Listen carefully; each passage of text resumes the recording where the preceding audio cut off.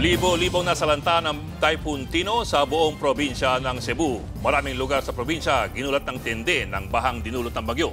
Marami ring Cebuano ang problemado ngayon matapos mawalan ng tirahan at ari-arian. Nasa frontline ng balitang yan, si Dave Abuel. Nagsilutangan sa baha ang mga sasakyan sa Villa del Rio 1, Barangay Bakayan, Cebu City, pasado alas 6 ng umaga. Ramdam din ang malakas na hangin at ulan. Ang buong lugar nagmukhang ilog na sa baha. Whatever na mo rescue, Bakayan, Villa del Rio 1, place lang. Nang humupa na ang tubig, tumambad sa mga residente ang mga patong-patong at kumpulan na inanod na sasakyan.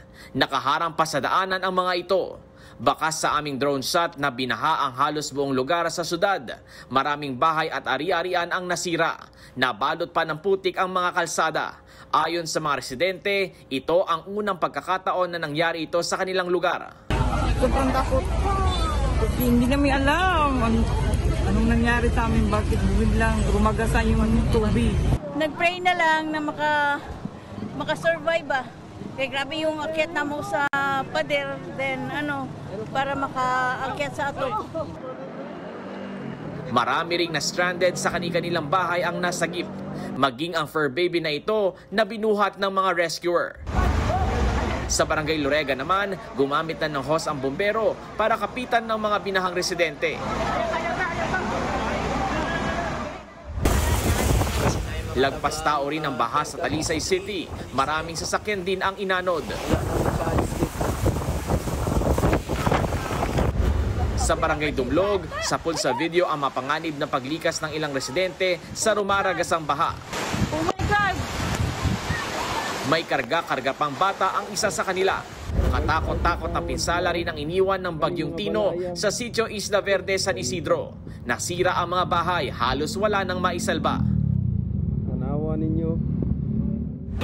Wala, manok. Sa gitna naman ng baha, meron ding naispatang sawa.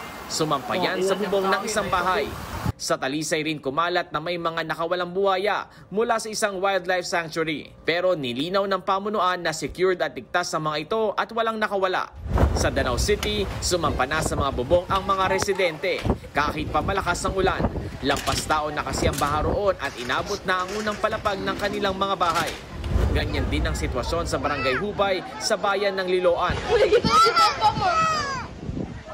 Buwis-buhay na nakatungtong sa mga bubong ang mga residente habang lubog sa baha ang kanilang bahay.